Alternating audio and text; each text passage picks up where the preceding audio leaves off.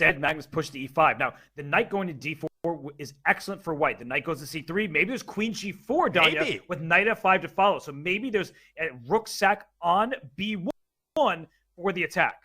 Oh my gosh, and maybe another rook sack on g6 later on. And literally, this is exactly what Magnus needs to do more of. He needs to take these tactical risks, but he just doesn't believe in himself tactically thus far in the match, and he lets another opportunity go by the wayside.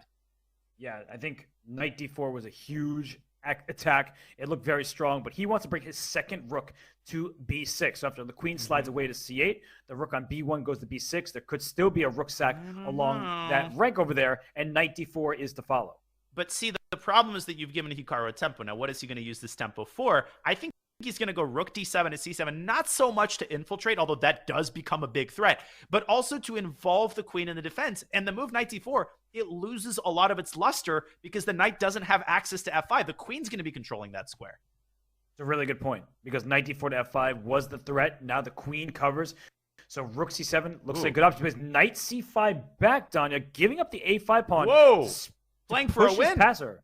He's playing for a win. He wants to take control of the initiative here. But sometimes playing for a win is playing for a loss. Right? This is a double-edged decision. All three results possible. And if I am Magnus here, I'm trying to find a way to stop that pawn before it becomes a runaway train. And it's supported by two rooks. The pawn is guarded from a distance. Maybe rook b6 to d6 can be considered. He slides his queen into c4, but Hikaru easily repels that move with rook c7. That's the great thing about being doubled. The other rook still protects d4. This is anybody's game. And knight b7 becomes a huge threat in discovery against the queen on c4, hitting the rook on a5. So you have to watch out for that. You could play rook a5 to b5, for example, and then rook b8 is available, but you still have to watch out for this passer. The black queen can jump into the action. You should play on knight b and d7. And d7. Available. You can actually attack both of white's rooks. And, I mean, let's not forget about the passed d-pawn. That's still in play, and it might remind us of its existence on this very move.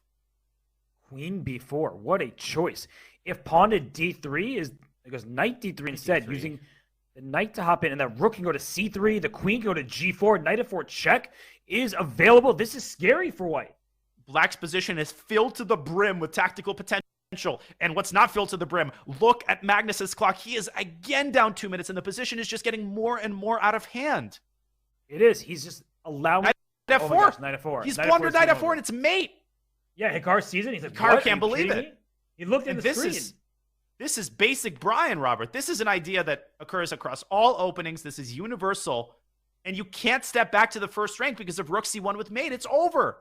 Yeah, no, Hikaru saw it, and look at him. He's like, are you serious? Am I really playing Magnus? This is all you got, he says to Magnus. He's going to be up 4 points, and Magnus has got a match on his hands, doesn't he? Oh, a match. I mean, he's going to have to work hard to stay in rook this c1, match queen h3. Oh, look at that mate. Yeah. Oh, done. It's over.